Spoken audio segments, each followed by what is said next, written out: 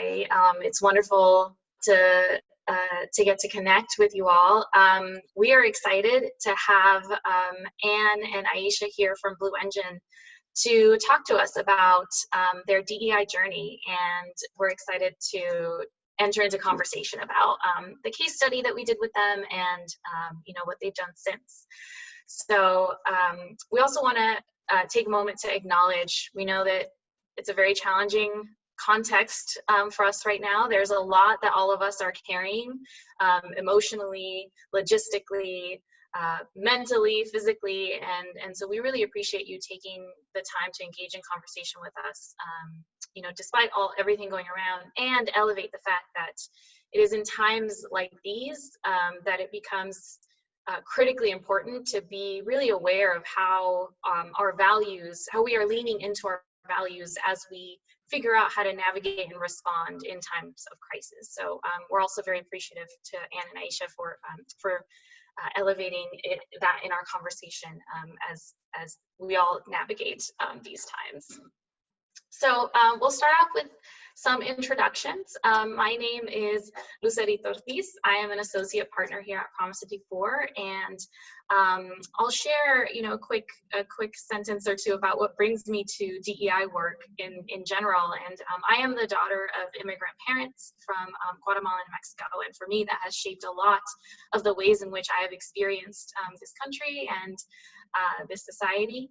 And watching a lot of the experiences that my parents had to go through as I was growing up. My mom is a house cleaner and my dad is a gardener, and watching a lot of the interactions they had and a lot of the things that they had to go through as immigrants and as laborers instilled a lot of questions in me around social justice in general.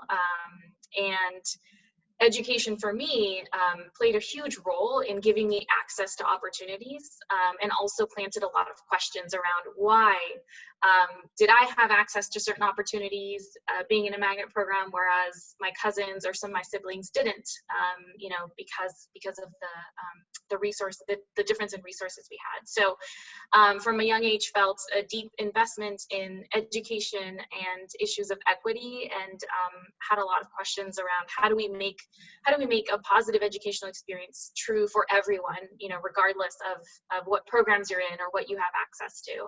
So I feel very privileged to have the opportunity to engage in those questions and that work on an ongoing basis at Promise54. And I'll pass it over to Kimberly to introduce herself. Thanks, Lucerito. I always love hearing about what brings you to the table every single time, so just thank you. And hello all, my name is Kimberly Osagie, and I am a partner here at Promise54 based in the illustrious District of Columbia. I always describe my motivation for digging into diversity, inclusion, and equity work as rooted in where I come from. And so similar to Lucerito, I too am the daughter of immigrants. I am a Nigerian woman that grew up in Baton Rouge, Louisiana, and very simply put, experienced culture shock walking into and out of my front door.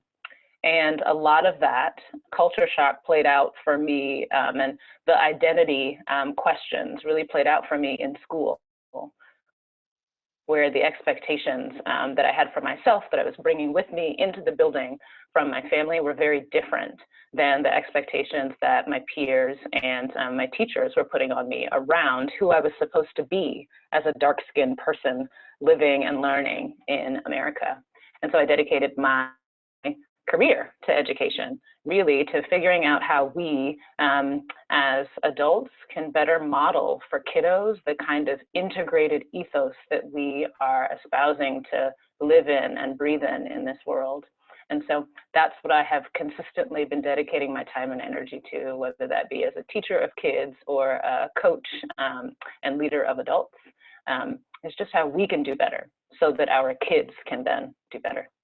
So happy to be here with you all, and really happy to be standing alongside great colleagues who are also invested in creating a better world for kiddos. Our colleagues over at Blue Engine would love for you all to introduce yourselves too.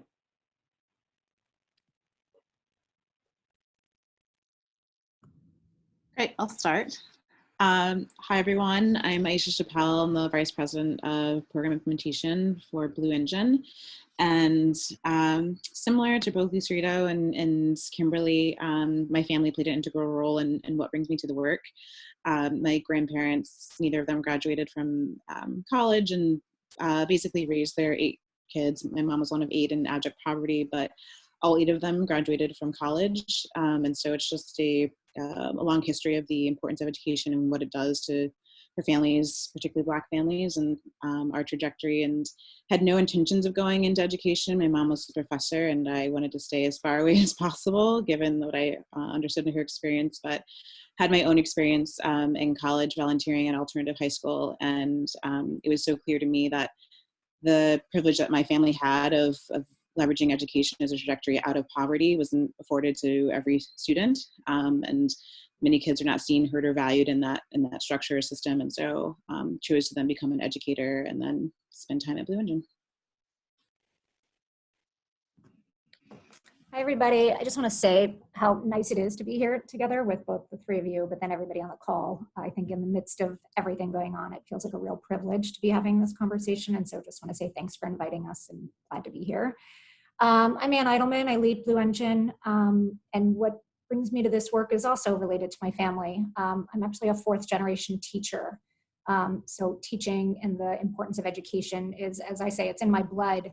But more specifically, my maternal grandparents are Holocaust survivors. And so the stories I grew up with about how education saved my grandparents' lives and people that helped create safe spaces and helped them escape really horrible things has really been embedded in me about how important it is to do for others and how important an education is. I actually am an immigrant. We moved to the States when I was 2 from South Africa. And everything my parents always said was, you have to get a good education. It's the one thing that can't be taken away from you. And in many ways, I credit school with being the first place in my life that allowed me to really understand my potential. I had teachers who saw me and allowed me to thrive in a way that wasn't necessarily true at home. And so I always credit school with being a really critical, it played a huge role in my life, and teachers did in particular. And as I learned more about the American education system and the history of the system, it became ever more clear to me that I really wanted to dedicate my life to creating classrooms and playing a small role as much as I could in building a different system that allowed every classroom to be a place where all kids, no matter what, could be seen and thrive. And so it's a real gift to do that alongside Aisha and a whole crew of people here at Blue Engine. Thank you both so much for sharing. So we'd like to take a quick moment to introduce Promise54. We are an organization that aims to help adults thrive so that they can do their best work for students, families, and communities. And we believe that when we create spaces where people can bring their full human selves and feel acknowledged, feel seen, feel valued, we create not only a better experience for them as people, as adults, but also we then benefit from their full brilliance and perspectives in the service of the students and communities that we support. And so we do this in a couple different ways. We do through talent advising. We'll support organizations in their talent and DEI practices. We have learning communities where we create spaces for organizations to connect with each other as well. We have an executive search support process as well, and one-on-one coaching and leadership development. And of course, through research development and insight dissemination, which is the area that we are focused on today. Yeah, and speaking of that research arm, some of you may know that in 2017, we released our first big research study called Unrealized Impact, really setting the landscape for how we as an education sector were doing around diversity, inclusion, and equity, and collecting at that time, the biggest data set across the education sector, answering these questions of the case around diversity, equity, and inclusion. Today, now that we are in early 2020, we now have 25,000 or more individual respondents in that data set, and 550 or more organizations that are represented.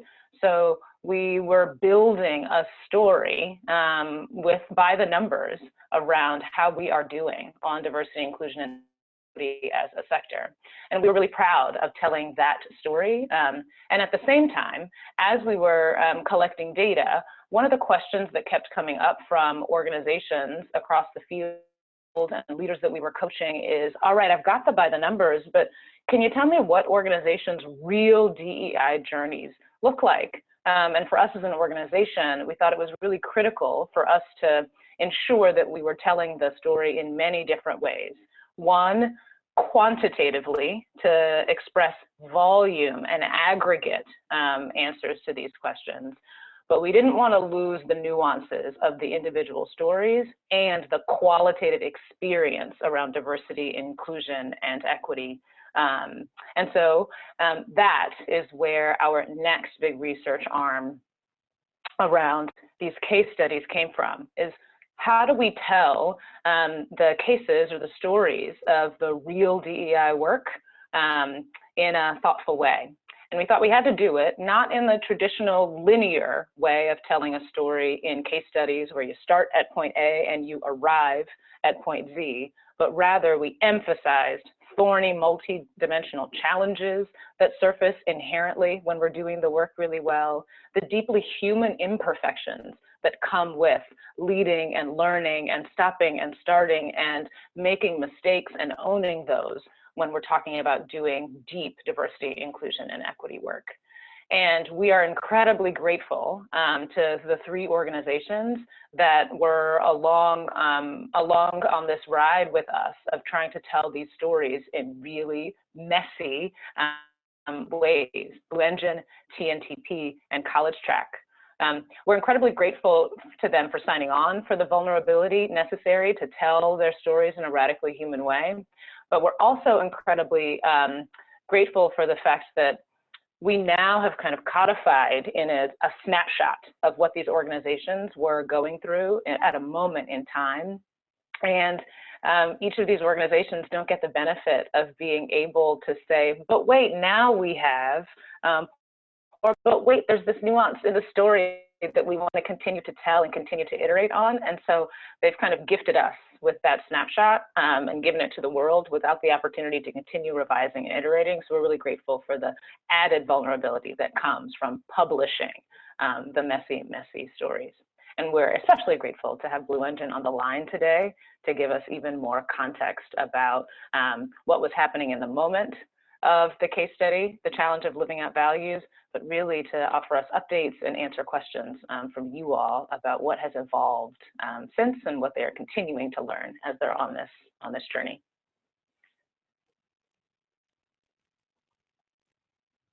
We'd love to have Anne and Aisha introduce Blue Engine as an organization to give us a little bit of context as to the organization we're talking about today. Great, I'll quickly start, and then Aisha will jump in on the real true fun stuff on the program side. Our work is predicated on the acknowledgement that classrooms across this country have students with unbelievable varying strengths and experiences and perspectives, and also academic and social emotional needs. And then acknowledging that in order to create classroom conditions that really meet students where they are and make sure they get what they need instructionally and from a learning experience, it often takes more than one teacher. And so we work in classrooms where there's more than one adult. We call them teams of teachers, whether it's 2, 3, or 4 adults in the classroom, and really support those teachers to become a high functioning team that can provide really strong differentiated instruction, but also on creating really strong, meaningful relationships. And so creating these kinds of classrooms that we all wish to be true for students. And so our goal is that not only do students have really changed and positive learning experiences, but also are able to demonstrate significant academic gains in 1 year. Oftentimes we're working with the students who have significant learning gaps or who have learning differences, and really trying to support all those students as well as all of them in the classroom to move as far as possible and to get the most out of their academic year.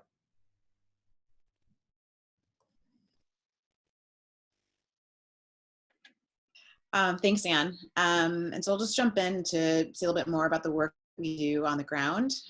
So we have spent the past 10 years really codifying our model and have two different programs at this point. Our first program we started or launched was the AmeriCorps program. So we have Blue Engine teaching apprentices, which we fondly call betas. And so the typical profile, but not everybody, is young college graduates who come into a program and get extensive training and support from us to go into classrooms and support a certified teacher and work alongside them as apprentices to implement our model. And so they're implementing best practices that we have researched over the last 10 years, both internally and externally, and that they're coached on these best practices and structures, as Anne said, to be the strongest teaching teams possible for students to meet all student needs. And then along their journey of 10 years, we thought about how is this possible to do this another way with talent that's already within schools. And so 2 years ago, started our co-teaching program, which uses already existing teams of teachers in schools to, again, implement our model, which is strong best practices that many teachers already do, but it's really about setting them up with the right coaching and resources to be able to do this together to, again, meet the needs of all students in their classrooms. And really part of our DEI journey, and we're going to talk about today, we've decided to sunset our AmeriCorps program, and we're really doubling down on our co-teaching program and just aligning with our values that really the solutions and the power is within the communities that we're supporting. And so looking to the teacher communities that are already there and supporting them to do their best work with students.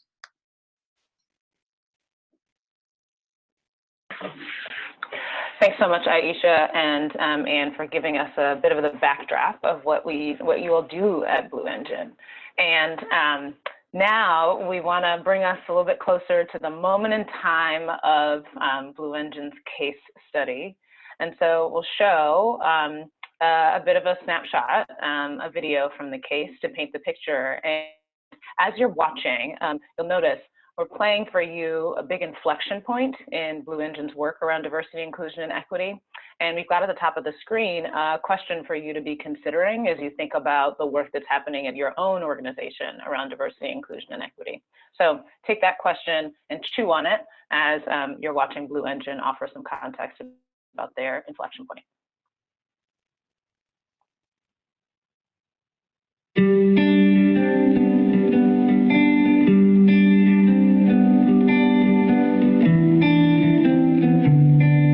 Eric's interruption during a staff meeting, he made a statement, something to the effect of, if I were a student in a Blue Engine classroom, I would have been overlooked because I wasn't on the bubble, and so I wouldn't have been one of the students who was prioritized, and so I would have been left behind. It gave everybody pause. This is not the first time that we had talked about student outcomes and how we measured it, but just the way he talked about it so personally and this experience that he brought to the table, it made everybody stop in their tracks and think about how we were approaching the students that we worked with, and became much more personal. The way I remember the moment, I was brand new to Blue Engine, and so I can actually remember how I felt. It was a huge moment in my memory in that it was a pretty enormous thing to say, and it meant that all the things that we were trying to do as an organization actually were perpetuating many of the same things we were trying to undo. Staff and leadership in that moment, we knew we had to talk about it. We didn't know exactly what to do. And we've been grappling with this for a while, but that particular statement made us realize that we had to do something different because that there were students who we were not seeing and supporting. We actually stopped the staff meeting agenda and broke the group into two and started to talk about what he had said and really process what other people's perspectives were and experiences and what that meant for our organization. I think what's important is I was brand new to the organization, so it's the first time I'd heard that, but what we later processed and talked a lot about is that staff had either heard that comment from Eric before or had been part of smaller group conversations, but we had never had a chance to talk about it as a full organization, and that's what felt different about that moment in particular.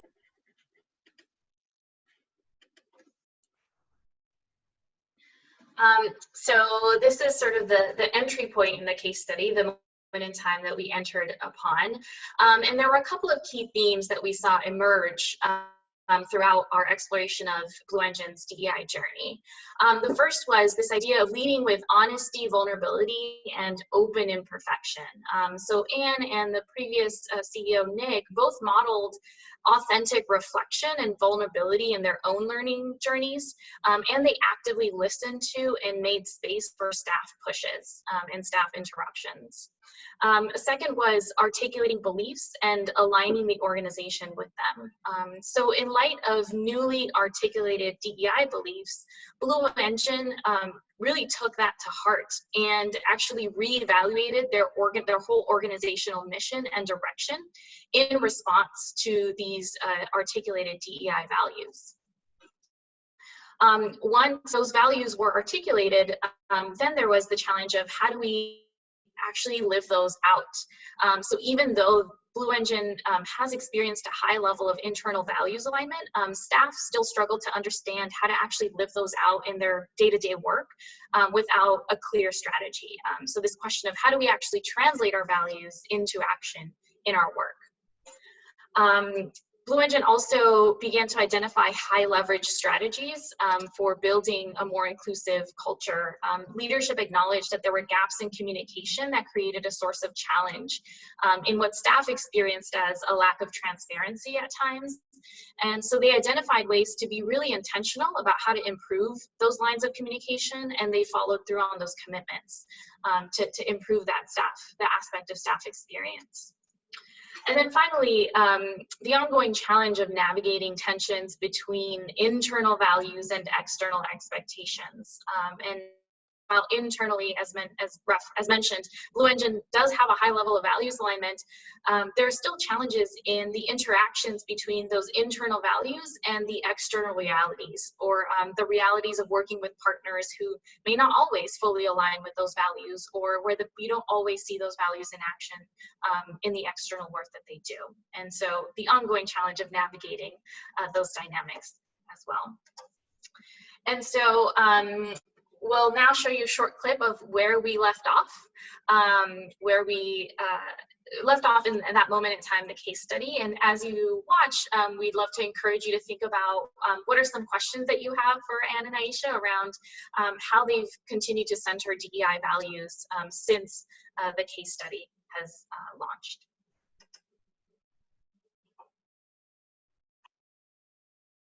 I think that we are a learning organization, and so we're constantly trying to get better at all the things that we do. And I think that as we want to become more diverse and support more students, I can only see us moving in a positive direction. As our cohort is more diverse, we are getting better with handling diversity and inclusion and just figuring out what that means every single day.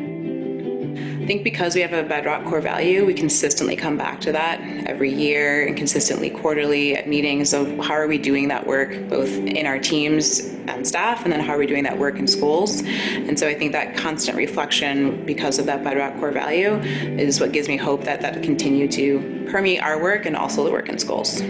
We have a collection of people who are so committed to this work and acknowledge and understand that DEI lives everywhere in what we do, and that it's such a crucial part of everybody's work. And so I think with this group of people, we can really drive this work forward. That there's a consistent commitment across all levels of the organization to continuing to dedicate ourselves to doing those very things because it's what's best for students.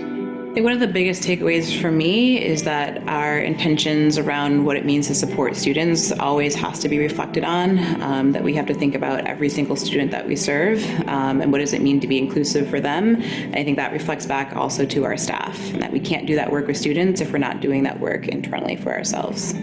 When I think about how we've always talked about classrooms and what we want to have be true for kids, meaning that they can show up and be seen and heard and valued and seen for their strengths, and have teachers have the capacity and the ability to really differentiate so that they get what they need. When I think about that belief that we have and then think about how we're actually doing that for the adults we work with too, both teachers in classrooms and our staff. I have such hope that the values we have on our website and that we claim to be ours are actually being lived out, such that we are really seeing each other in all of our potential and coming together to unlock that potential. And I think when you do for the adults what you say you want for the kids, there's some real beauty in that.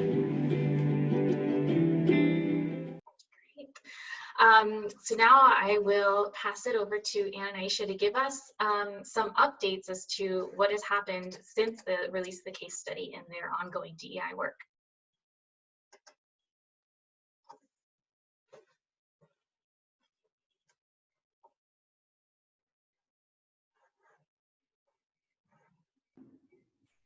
Can we put the icons on there? Do you mind? And then Aisha, I think, oh yeah. Yeah, Aisha, you want to get us started? Sure. So yeah, one of the things that we've had the opportunity to take part in this past year, actually most recently for us, was an opportunity to go to Alabama to the Museum and the Truth and Justice Memorial, also known as the Lynching Memorial. And one of the reasons that this was so pivotal for us was that it was the first time since really 2014 that as a full staff that we were able to have a really big experience that realigned all of us, that was new and fresh and authentic, and really deep and powerful.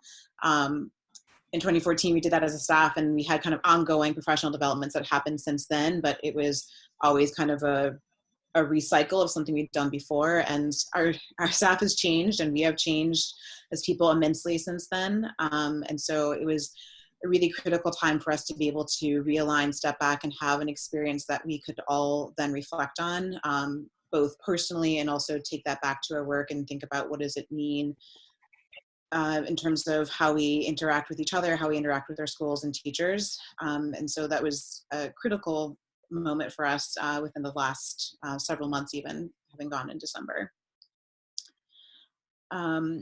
Another thing that has been ongoing for us is we have taken part in two Promise54 DEI accelerators.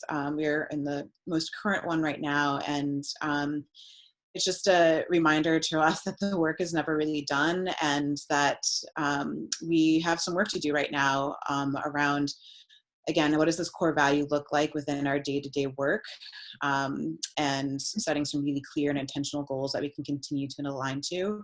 And so I'm excited to be part of that work and excited to continue to step back on the data that we get from Promise54 in our surveys. And then the last big update Aisha previewed when she spoke a little bit about our program. We made a big decision at the beginning of this calendar year to sunset our AmeriCorps program and focus exclusively on working with teams of teachers who are ready or paired and working together. As Aisha said, there's such power in who already exists in the system and what they know needs to be true for students, and just thinking about how do we support them and partner with them and provide additional supports so that they themselves as the adults can thrive, so that they can create the kinds of classrooms that allow students to thrive. And so our DEI value was a huge underpinning to this decision, which was a really difficult decision to make, but one that we think takes a really systemic view around the structures and the system that needs disruption, but also really honors the potential of the adults that are ready there. And so that for us was a significant step forward in line with this value, and connected to what Aisha said, as we develop an organizational strategy aligned to that and a plan for the next few years. For the first time in our history, we're going to create a DEI plan alongside that both will inform the organizational strategy and will be created as an output of that as well. And we're really excited to be doing that work, locked arms with Promise54. So.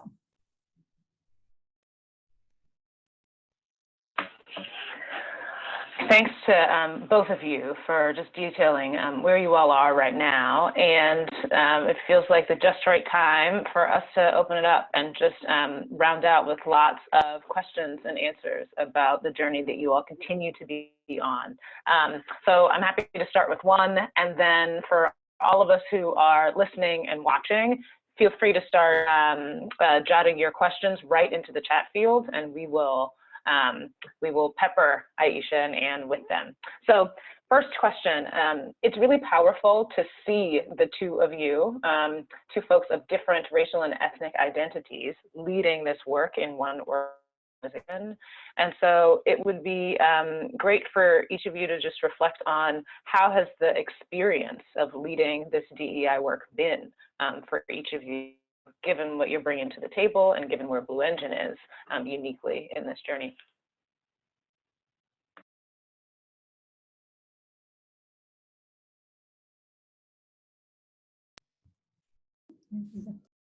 Sure, I'll start.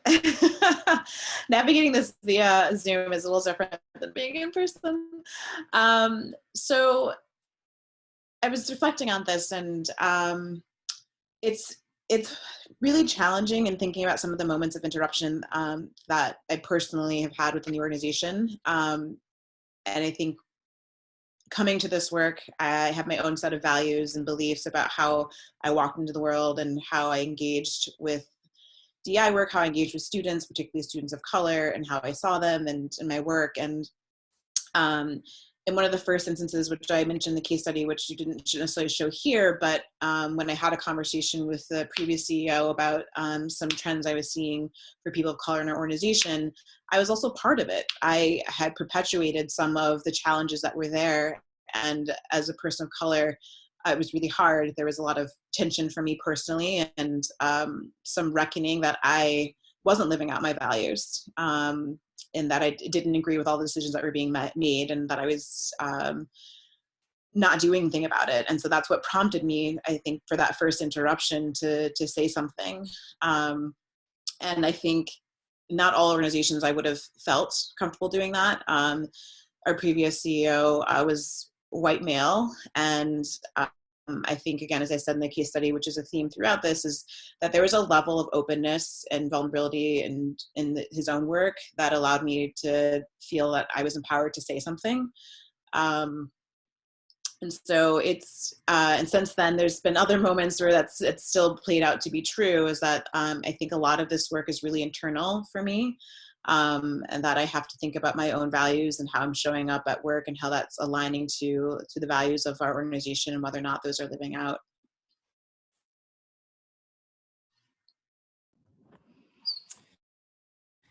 I think one of the reasons that I, as a leader, thought it was a good idea for us to participate in this is because I think it was really important to me that we elevated the many mistakes and things that were really hard along the way. And I'll say that as a leader who identifies as white and comes from a privileged background, lots of people sometimes say to me, wow, your DEI value is so strong and how incredible, and there's a lot of beauty and power in it. And both developing it and living it out are really hard. And I think it's really important, and was really important for me, to make sure that people understood through this case study that, and you said this, Kimberly, there was nothing linear about getting here, and there won't be anything linear about moving forward. And I have learned more in the last 3 to 5 years of leadership through some really serious flaws and mistakes. And I think it's really important to elevate that. And so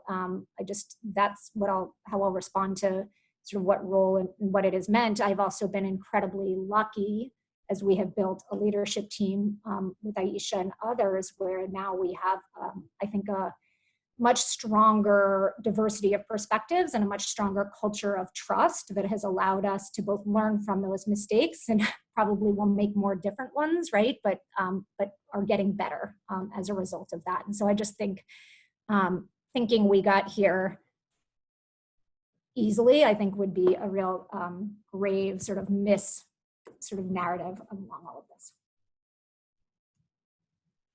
Thank you both. We have a question from Cornelius, who says he'd love to hear a little bit more about what your board engagement or potential barriers look like as you've been through the process of reevaluating and shifting, large components of your mission and programs. I can speak to this a little bit. We have we've stopped and started with our board. Our board has been supportive of the shift, and I think there's a lot more work we have to do to really have our board deeply understand the philosophical and sort of values alignment around the choices we make. I think they're really supportive and locked arms with us. And I don't know if I would say that they fully appreciate the sort of systemic view and the sort of the rationale from a DEI perspective. Aisha and a couple of folks on our team a number of years ago, particularly when we were really starting to work seriously, did some great identity work with them that I think at the time we heard great feedback from them about they had never had an opportunity to really think about themselves and the way they interact with the world from that perspective, but we haven't kept it up.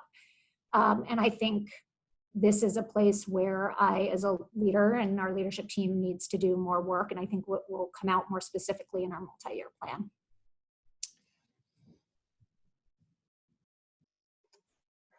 Thank you. Another question we had was from Xiomara, and she's curious to know how this value-centric approach has played out during this time of crisis. How has this values clarity or alignment impacted the way that you've navigated, these really difficult and uncertain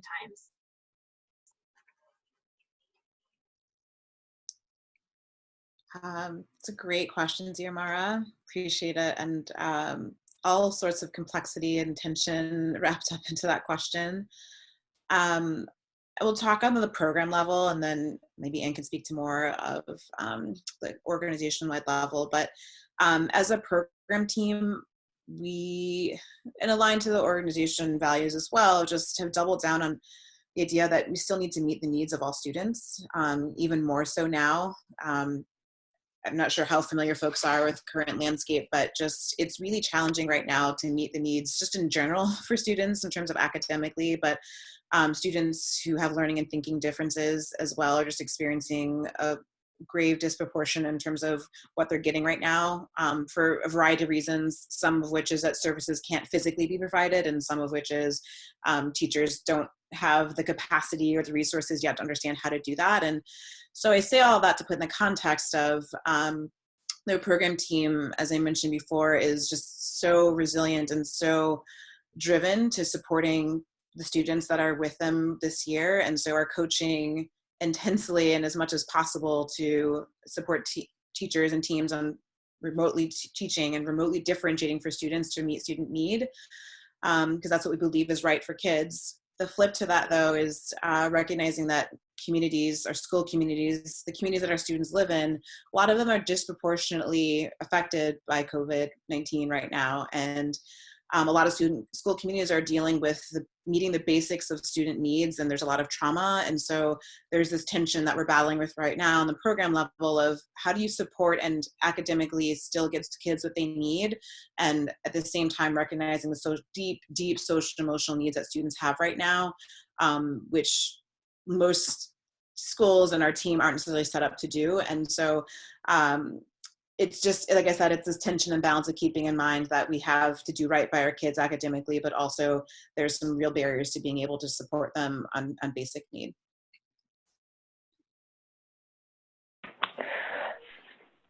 Go ahead, Anne. Oh, I was just going to say on the organizational side, unless Kimberly, were you going to respond to that, or are you going to ask a different question? Oh, okay.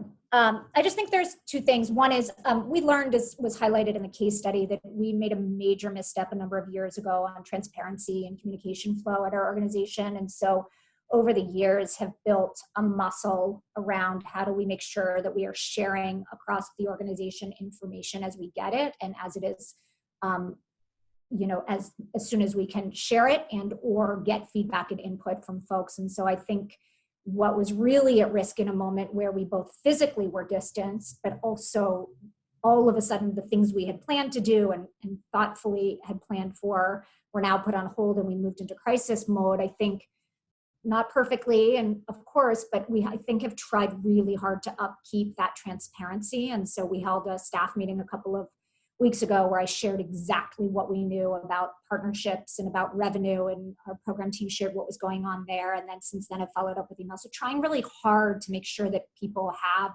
all of the information and the same information across the organization as is appropriate. And so again, I think there's work to be done there, but have really tried hard not to move so fast that gets lost. And the other thing I am proud of is that this moment is really stressful for humans, for the system, professionally and personally. And a couple of weeks ago, we made a decision to close the office for a few days, which felt really sort of almost counter to the like crisis and urgency and pressure. We wanted to give our people a break. And so we called a work distancing policy for 2 days over a weekend and gave four days off so that people just didn't have things to respond to, didn't come back to full inboxes.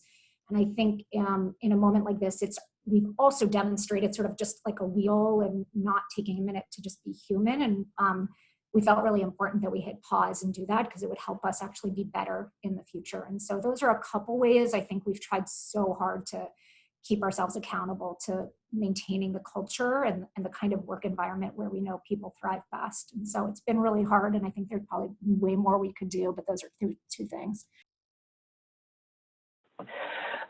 There's this beautiful pattern that I'm noticing for you all at Blue Engine about intentional pauses, whether it be around the interruptions and actually stopping to pay attention and discuss.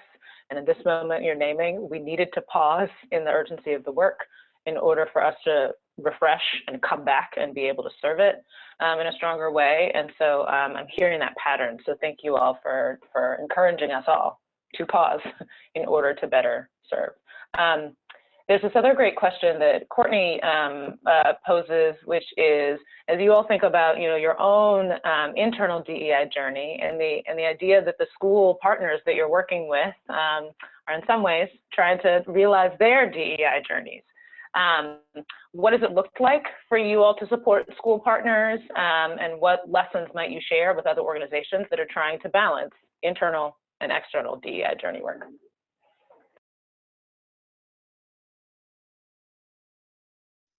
And smiling, I think, at me, so I'll start.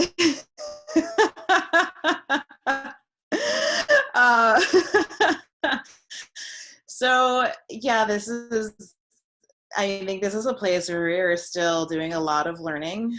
This is a place where there is a lack of alignment, where we felt like we did some of the work, and so we had some things to talk about and to share, and walking into school buildings, saw dissonance between what we believed and what we had come to an agreement upon and what was happening and playing out within schools. And as a staff, we had to talk about what does it mean to interrupt, quote unquote, in schools. And I'd say we've kind of struggled with that for several years. There were conversations about other teams that they had to do that in terms of like development. It's like, well, it's part of the conversations we have to have with funders, whereas in schools, you can choose to or not have those conversations. And it took a while to get to a place where we realized that these conversations are important to have, and we have them in service of thinking about teachers and classrooms. And if our model, it can't be implemented or at the detriment of students, it's a conversation that we need to continue to have. And there's also the tension of like, but it's a school-wide policy. So do we have that conversation with school leaders? And we got some advice that you have to kind of pick your path, and you have to be able to keep the lights on. And so yes, you have to align to your values, and yes, have the conversations that allow you to still align to your values. And the flip to that, also being able to ensure that you have the resources to be able to do the work. So I don't know if that fully answers the question, but that's, I think, the start of our journey. And like I said, we're still figuring it out. Yeah, and I think just to connect dots, I think what really resonates, what you said, is that we're learning. And I think as we look to the future, I think this is the piece we're going to articulate pretty explicitly in a way that we haven't. I think we've done so much internal work, but we operate within a system, and we have a DEI value that says as long as you are quiet and just continue to operate within the system, you're actually continuing to perpetuate the oppression. And so I think us really getting clear, and we've learned so much about where we have been effective and where we haven't, that I think now getting really clear on how do we do that and how do we support our staff and our partners to move forward together it's part of, I think, the next stage for us. Yeah, as for the good of the realm, this tension that you all are talking about, Anne and Aisha, is so part and parcel of the work that organizations are often balancing all the time. So appreciate the question, Courtney, and appreciate you all's transparency about, like, it's actually an iterative struggle. Oftentimes when we think about supporting organizations on their DEI journeys, we say these are two parallel things. They are related to each other, and at the same time doing both well, same instant, can feel like impossible, insurmountable. And so organizations often opt to say, all right, we've really got to figure out the internal thing and dedicate some resources and time to it that's captive, and then we'll funnel in starting to answer the external question in kind of an intentional sequence. And so if that's helpful to add to the bucket, Courtney, thinking intentionally about how you're sequencing the internal and external, starting the internal and external journeys, the work there. And we've got a great question from Taylor, and it's a question that often comes up when we're in these webinars, which is, can you tell us if you could whittle it down to like 3 to 5 things or recommendations for how you make this DEI work stick? What would you put on your, top 3 or your top 5 list? One of the things that you already mentioned was having kind of renewed shared staff experiences. It's like, okay, that's a key thing. You've got to be refreshing it over and over for the whole staff. But if you could put any others on your top 3 to 5 for making DEI commitments stick, what would you say was critical for Blue Engine?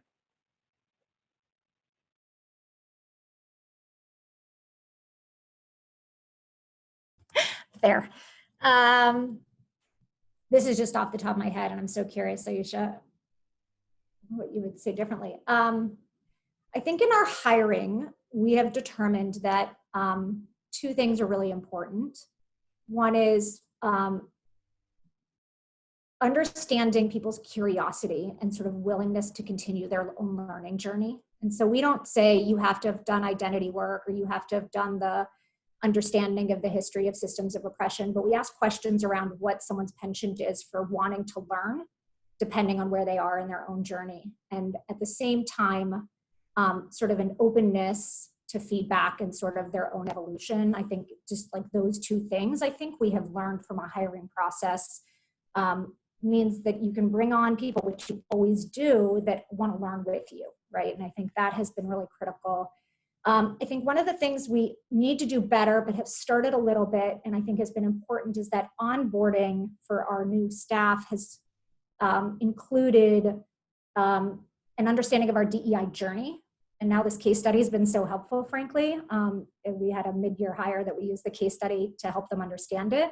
Because I think actually understanding how we got here is as important as knowing where we're going. And so, and I also sit down, and we're small, so it's possible still, but I sit down and have an hour to an hour and a half conversation about our values, including our bedrock value with new people, and just making sure that from day one, the sort of alignment around that and the understanding of how we make choices is really clear.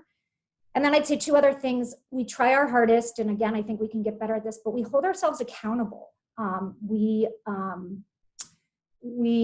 we look at staff survey 3 to 4 times a year, we look at DEI survey stems, we cut the data by identity groups, and we publicly share it. And then we talk about it, and we collectively decide what we're doing about it. And so I think we have just created structures. Our leadership team has a leadership team level goal around this. And so I just think we've gotten a little bit better about making sure that it's not just talk, but that we're walking it also, and really stepping back and figuring out when it's not working or when things need to get better. And then the last thing I'll say is that our leadership team, I think, really has embedded this in our work in a way that we hadn't a number of years ago, and it has become so core. And so I think as long as, I think it is important, because then it trickles into everything, because those are our team leaders. And so it's everywhere in our organization. And so I think our organization sees that, and that has been really critical. And so those are a couple places that I think we've gotten better at. Yeah, I mean, I think we just layer on to what Anne already said. I think both aligns to and talking about a leadership team, and also to the level of accountability, is just the diversity of perspective that's within Blue Engine. Because I think that you can have a really strong leadership team and you can hold yourself accountable, but if you don't have people who are bringing in different views and pushing your thinking, that you might end up doing the same things. And so I really appreciate, I think part of it is like our hiring process is bringing in people who have just very different backgrounds and experiences is really, really critical to, I think, us continuing to live out that value. Thank you both. So we have a follow-up from Taylor, touching a little bit on what you were sharing, Anne, around, in your own internal hiring, you can think about hiring folks who are open to that journey and curious about that journey. But Taylor's wondering how you approach teachers, external partners who, maybe are polite and very well intentioned, but haven't necessarily internalized or fully embraced DEI in their own work personally or in their work professionally, especially given how, teaching is already has so many inherent challenges, how you approach that conversation or that push.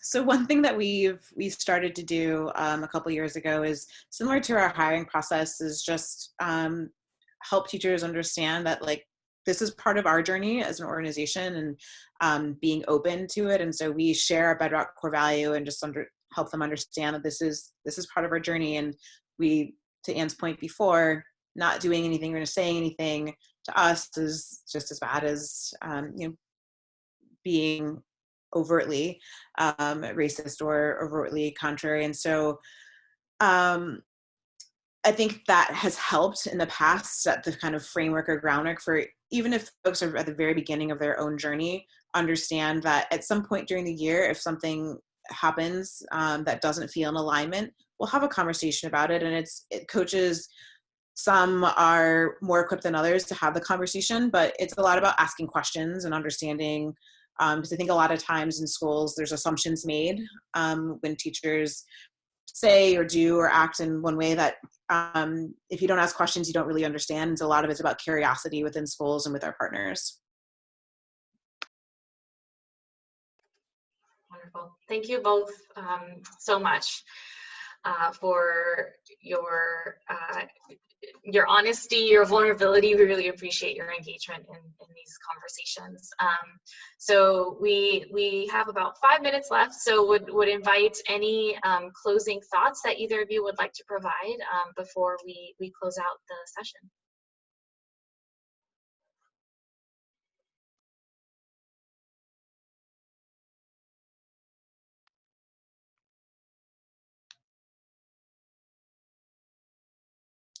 I'll just say thank you again to Lucerito and Kimberly for hosting, and for everyone who's here. Again, given the climate, I know that folks have a lot of other priorities on their plate, and so choosing to be here means a lot to spend time with you all. And just appreciate the questions and, again, the curiosity. I think this is truly also a gift for me to be able to reflect on my own experience and to continue to deepen my own thoughts around what does it mean to be in DEI work and a leader within this space. And so really appreciate it.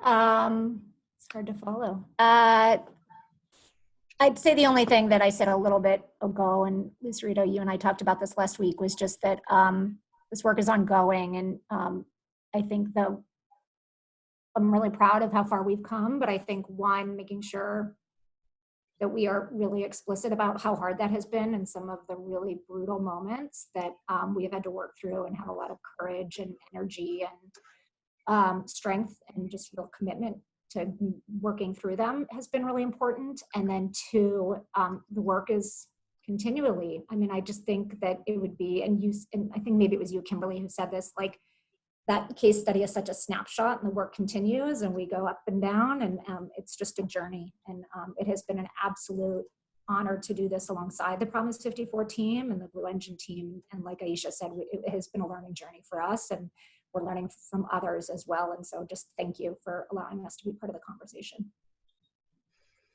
Thank you both so much for your ongoing engagement and openness. And I'm seeing a lot of gratitude in the chat as well for your vulnerability and your insights. So for folks, we would love to keep you engaged in this conversation. We encourage you to check out the case study, the full case studies website if you haven't already, and dive a little deeper into the stories and experiences and some of the data of these three organizations. You can check it out at casestudies.promise54.org. And we also had 2 previous webinars with College Track and TNTP as well, where we engaged in a little deeper conversation on their own journeys.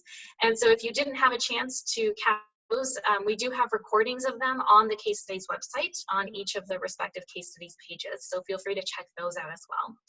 And if you're curious to learn more about our organizations, you can find out more information about Promise54 at our website, promise54.org.